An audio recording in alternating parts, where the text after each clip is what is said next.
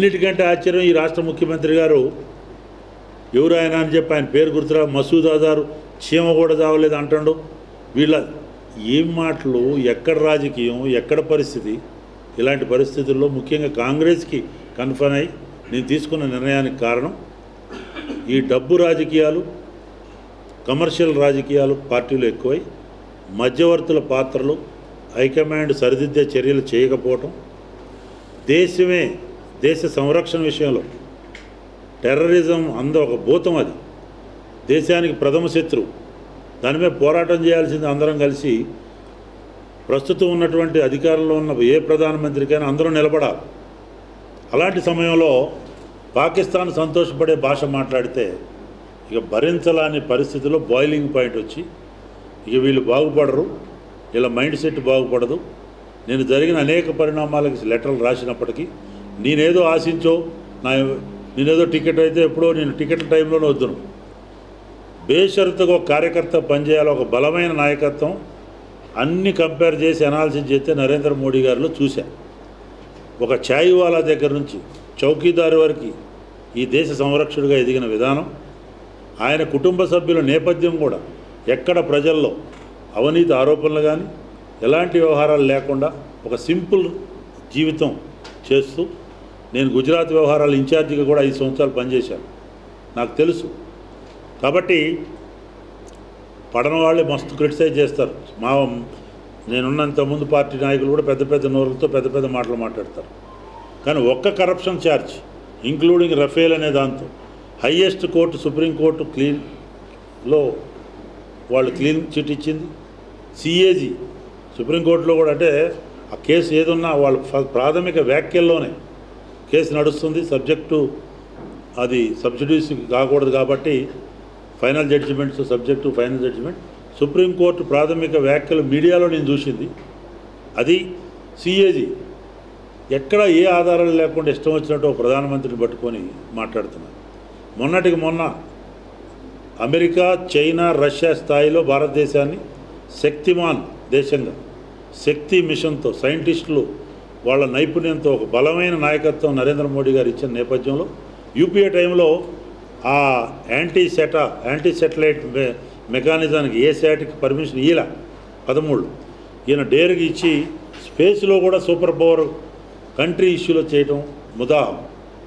ఇటు టెర్రరిజంని కశ్మీర్ వరకే పరిమితం చేసి ఇప్పుడు కూడా అందరం కలిసి దేశం అంతా యావత్ ఆయన పక్కన నిలబడాల్సిన సమయంలో అసందర్భ వ్యాఖ్యల వలన ఇవన్నీ కాంగ్రెస్ పార్టీలో దిద్దుబాటు చర్యలు లేకపోవటం వలన ఈ దేశ విస్తృత ప్రయోజనాలు దృష్టిలో పెట్టుకొని ఆయన చేసే అనేక మంచి కార్యక్రమాలు చూసి ఈ 5 సంవత్సరాల పరిపాలనలో మొన్నటి బడ్జెట్లో కూడా అది మహిళలకి అంటే 13 కోట్ల గ్యాస్ సిలిండర్లు సప్లైలో 6 కోట్ల మహిళలకు ఉచితంగా ఇచ్చారు. పేద మహిళలకు 5 లక్షల ఇన్కమ్ ట్యాక్స్ లిమిట్ పెంచారు.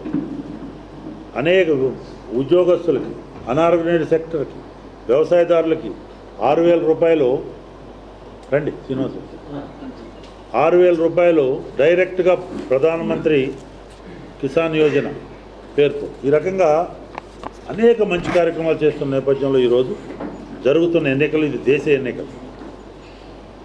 ఒకవైపు నరేంద్ర మోడీ గారిలో ఒక షేర్, ఒక టైగర్, అంటే ఆయన రకరకాల పేరుతో పిలిచారు. నరేంద్ర మోడీ ఓ షేర్ హై, దూసరా నహీ హై, షేర్ జైసా హై, అది ఇంపార్టెంట్. అందుకే ఫిర్ ఏక్ బార్ నరేంద్ర మోడీ, ఫిర్ ఏక్ బార్ నమో అనే స్లోగన్ ఇవాళ దేశం అంతా మోగిపోతున్న నేపథ్యంలో ఇక్కడ ఓటర్ మహాశైలు కూడా డీకే అరుణ గారిని పెద్ద మెజార్టీతో గెలిపించి ఈ పాలమూరు వెనకబడ్డ ఈ ప్రాంతం అనేక వాగ్దానాలు చంద్రబాబు నాయుడు చెప్పిపోయిండు దత్తత తీసుకుంటాను. మొన్నటి కేటీఆర్కి ఇప్పుడు నేను పోయిన కొడంగల్ దత్తత అన్నాడు. కేసీఆర్ ఎలక్ట్ అయ్యిండు. పాలమూరు ఎక్కడుందో తెలియదు లిఫ్ట్ ఇరిగేషన్ స్కీము, దాన్ని నేషనల్ ప్రాజెక్ట్ చేయాలని నేను మొన్న మోడీ గారిని కలిసినప్పుడు అడ్వాన్స్గా ఒక మెమోరాండం ఇచ్చా. ఏ క్यों दे रहे सुधाकर जी అన్నాడు. ये तो आप कैसा भी दूसरा बार प्रधानमंत्री बनेगा, इसलिए मैं दे रहा हूँ ये नेशनल ప్రాజెక్ట్ పాలమూరు ఎత్తిపోతల పథకం ఆర్ కాళేశ్వరం ఒక నేషనల్ ప్రాజెక్ట్ రెండింటికి ఇవ్వండి అని చెప్పి ఇవ్వటం జరిగింది. విభజన అంశాలపైన నేను సుప్రీంకోర్టులో కేసు కూడా వేశాను. ఇంప్లిమెంటేషన్ తొందరగా జరగాలి. నేను వేసిన తర్వాత కూడా 10 సంవత్సరాలు ఉంది టైం. కొన్ని జరిగినాయి, ఇంకా మిగిలినవి కూడా స్పీడ్గా చేయండి అని రెండోసారి ప్రధానమంత్రిగా అవుతున్నారు, చేయండి అని అది కూడా చెప్పడం జరిగింది. కాబట్టి కొన్ని ఎక్కువ సమయం తీసుకోకుండా ప్రపంచ బ్యాంక్ దగ్గర ₹1 కూడా అప్పు తీసుకోవాలి. వీరి కార్యకాలం 4 సంవత్సరాల పరిపాలనలో ఒక్క అవినీతి ఆరోపణ లేదు.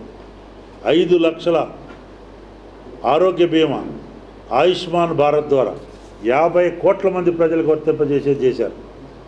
పేదలకు ఉచిత విద్యుత్ కనెక్షన్ 4 కోట్ల మందికి ప్రజలకు ఇచ్చింది. 65 ఏళ్లలో 12 కోట్ల వంట గ్యాస్ కనెక్షన్లు ఇస్తే నరేంద్ర మోడీ గారి హయాంలో 13 కోట్ల గ్యాస్ కనెక్షన్లో 6 కోట్లు పేద మహిళలకు ఉచితంగా ఇప్పుడే చెప్పారు. తర్వాత ప్రధానమంత్రి ఆవాస్ యోజన ద్వారా 1,53,00,000 ఇళ్ల నిర్మాణం. దీనికి ఎక్కువ భాగం ఆంధ్రప్రదేశ్లో 9,66,000 అక్కడ చేశారు, తెలంగాణకు కూడా వచ్చింది. ఇక మధ్యతరగతి ప్రభుత్వంగా, మధ్యతరగతి ఉన్నతిని ఆశించే ప్రభుత్వంగా పేరు పడ్డది నరేంద్ర మోడీ గారి ప్రభుత్వం. 9 లక్షల గృహ రుణం తీసుకుంటే 4% వడ్డీ రాయితీ, 12 లక్షల గృహ రుణం తీసుకుంటే 9% వడ్డీ రాయితీ, అదే 3% వడ్డీ రాయితీ. 9 లక్షలకైతే 4%, 12 లక్షల గృహ రుణం అయితే హౌస్ లోన్కి 3% వడ్డీ రాయితీ. ఆదాయ పన్ను 5 లక్షలు పెంచారు. తర్వాత బ్యాంకు పోస్ట్ ఆఫీసుల్లో డిపాజిట్లపై 10,000 దాటితే పన్ను కట్టాలి. ఇంతకుముందు అంటే వడ్డీ పైన మనం వేసుకున్న డిపాజిట్లో వడ్డీ 10,000 దాటితే పన్ను. ఇప్పుడు ఆ వడ్డీ 40,000 దాటిన తర్వాత మాత్రమే వర్తింపజేస్తుంది. ఇంటిని వ్యాపారాల కోసం అద్దెకిస్తే 1,80,000 దాటితే పన్ను కట్టాలి. దాన్ని 2,40,000 చేశారు.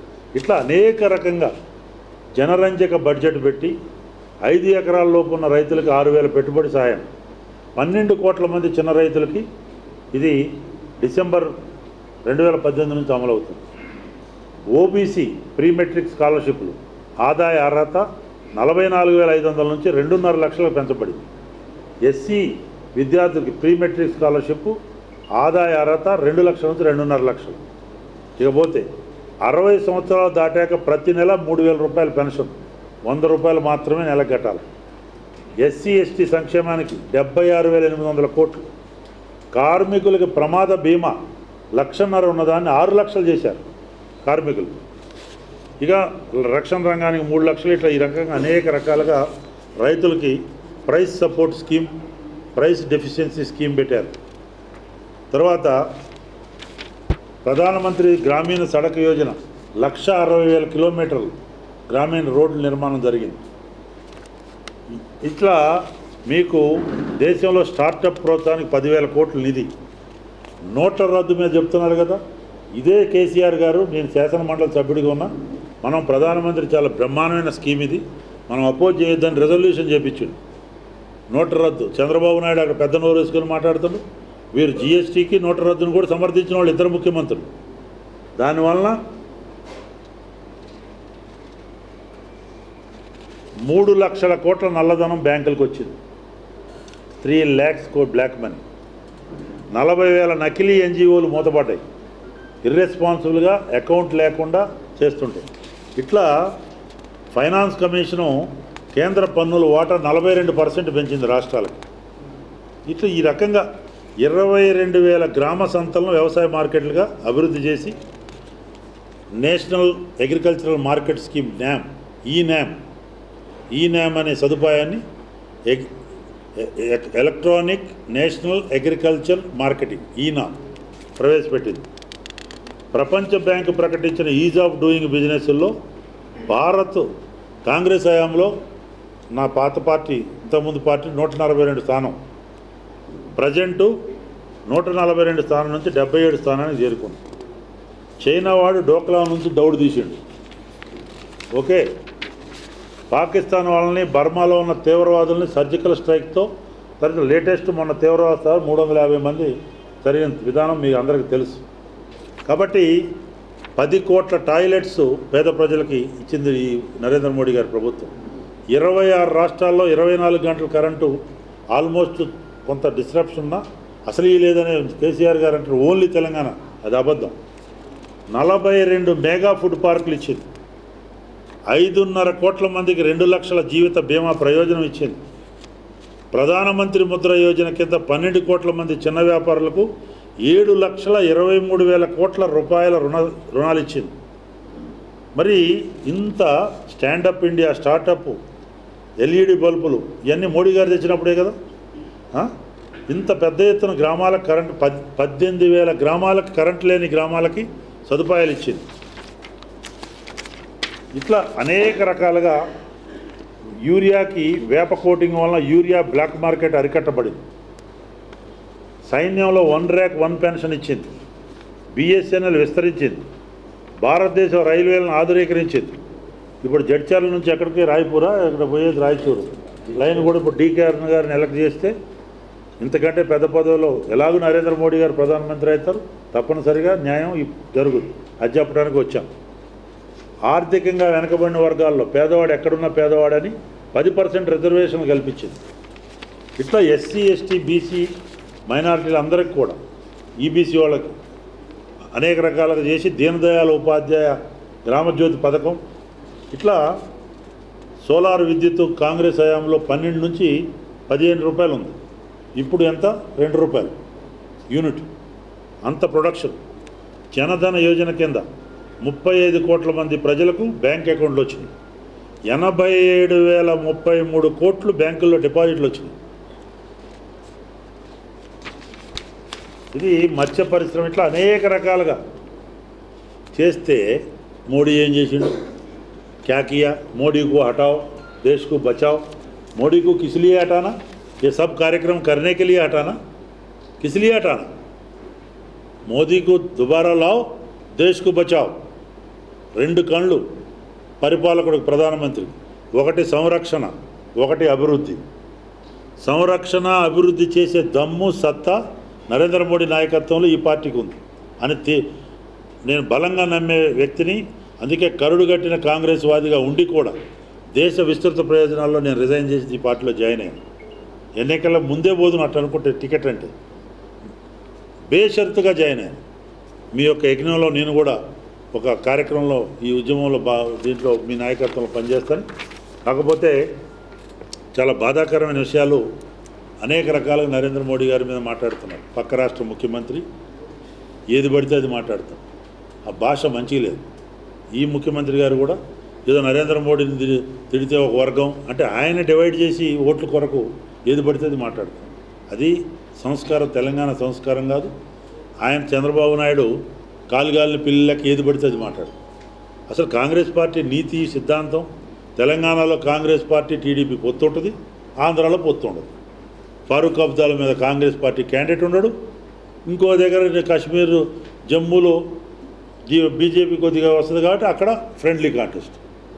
ఇది ఎక్కడ డివైడ్ రాజకీయాలండి? విభజించి పాలించి వాళ్ళు చేస్తున్నారు. ఆంధ్రప్రదేశ్ క్లియర్ కదా. మరి ఇక్కడ పాపం మా రేవంత్ రెడ్డి చెప్పాలి. ఇప్పటికే ఆయన మా బాస్ అంటాడు చంద్రబాబు నాయుడు. ఇప్పుడు ఆయన కోడంగల్ పోయి వస్తాను. తెలంగాణలోనా పొత్తు ఉంటుంది, ఆంధ్రాలోనా పొత్తు ఉండదు. నిన్నటికి నిన్న కాంగ్రెస్ పార్టీ వలన నాశనం అయిపోయింది ఆంధ్రప్రదేశ్ అంటారు. ఆడిపోయి రాహుల్ గాంధీ గారు గోధి అంటే ఆయన సంఖలో దూరతారు. ఇది ఏమి రాజకీయం? ఎక్కడ పోతుంది? కాబట్టి ఎటు చూసినా దేశ సంరక్షణ, ఒక పటిష్టమైన నాయకత్వం, సమగ్రాభివృద్ధి, టెర్రరిజం మీద అలుపెరగని పోరాటం చేయాలా. చేసి దమ్మున్నటువంటి వ్యక్తిగా మన సైనికులను కూడా సెల్యూట్. బ్రహ్మాండమైన సైనికులు, వాళ్ళకి నాయకత్వం వహించేది ప్రధానమంత్రి, ప్రెసిడెంట్ ఆఫ్ ఇండియా. కాబట్టి ఒక డైరెక్షన్ ఉండాలి. ఆ మోరల్ సపోర్ట్తో సైనికులు, సైంటిస్టులు ఒకవైపు, సైనికులు ఒకవైపు మనకు బ్రహ్మాండంగా వీరోచితంగా కాంట్రిబ్యూషన్ దేశాన్ని సంరక్షణలో ఉంది. కాబట్టే ఇవాళ భారతీయ జనతా పార్టీ వైపు చూస్తున్నారు. ఎవరు ఎన్ని దుష్ప్రచారాలు చేసినా, ఏది మాట్లాడినా, పరుష పదజాలాలు చేసినా ప్రజలు డిసైడ్ అయి ఉన్నారు. ఈ రాష్ట్రం కూడా ఇది దేశ పరిస్థితులు జరిగే ఎన్నికలు కాబట్టి టీఆర్ఎస్ కేసినా, అటు కాంగ్రెస్ పార్టీ సైద్ధాంతిక పరంగా అన్నీ అయిపోయి ఇక్కడ పవర్ పోగొట్టుకొని దేశంలో కూడా రాని నేపథ్యంలో ఎక్కడేసినా ఆ యొక్క ఓటు వృధా. కాబట్టి దేశ ప్రయోజనాల దృష్ట్యా భారతీయ జనతా పార్టీకి మీ విలువైన ఓటు వేయండి, వేసి తద్వారా దేశ సంరక్షణలో, దేశ అభివృద్ధిలో, పాలమూరు అభివృద్ధిలో భాగస్వాములు కావాలని అప్పీల్ చేయడానికి ఒక సాధారణ భాజపా కార్యకర్తగా చెప్పడానికి ఈరోజు ఇక్కడ మీ ముందు ఉన్నాను. That's all. అది అప్పీల్ చేస్తూ సరే పెద్దలు జయపాల్ రెడ్డి గారు చాలామంది తిరుగుతున్నారు. సరే అందరి గురించి అన్ని విషయాలు తెలుసు. ఇంతవరకు ఇష్యూ ఎందుకు మాట్లాడుతున్నారు, మరి ఇన్సిడెంట్స్ మీద, టెర్రరిజం మీద ఇట్లాంటి పరిస్థితి ఉంటే ఇది ఎందుకు ఎక్కడ దారితీస్తుంది, కండెమ్ను కూడా చేయాలి. అన్నిటికంటే last but least Umar Abdullah గారు ఈ దేశంలో ప్రధానమంత్రి, కశ్మీర్ భారతదేశంలో అంతర్భాగం ఉంటే కశ్మీర్కి ఒక ప్రధానమంత్రి కావాలా, ప్రెసిడెంట్ ఆఫ్ ఇండియా కావాలంటారండి. ఇంతవరకు కాంగ్రెస్ పార్టీ ముఖ్య నాయకులు ఎవరన్నా కండెమ్ చేశారా? రాహుల్ గాంధీ గారు చేసిండా? మరి మేధావి అని చెప్పుకునే జయపాల్ రెడ్డి గారు చేసిండా? ఈ ఎమ్మడి తిరుగుతుండ కదా. That's all. ప్రజలు ఆలోచించాలా. మనం ఇంకొక ప్రధానమంత్రిని, ఇంకో ప్రెసిడెంట్ ఆఫ్ ఇండియా ఇక్కడ ఎలో చేస్తామా కాశ్మీర్కి? అంటే యు ఆర్ ఇన్సల్టింగ్ కాశ్మీర్లో ఉన్న భారతీయులుగా గర్వపడే భారతీయుల్ని, అంతర్భాగమైన కాశ్మీర్ని ఈ రకంగా మాట్లాడి మీ యొక్క సంకుచిత రాజకీయాల కొరకు ఇంతవరకు కండెమ్ చేయకపోవడం శోచనీయం. ఇట్లాంటిది ఎవరు టాలరేట్ చేయరు. కాబట్టే फिर एक बार ये चौकीदार शेर है, ये शेर का लीडरशिप में भारत सुरक्षित रहेगा. हेलो మిమ్మల్నే ఫిలిం సెలబ్రిటీస్ రియల్ స్టోరీస్ ఏంటో తెలుసుకోవాలనుందా?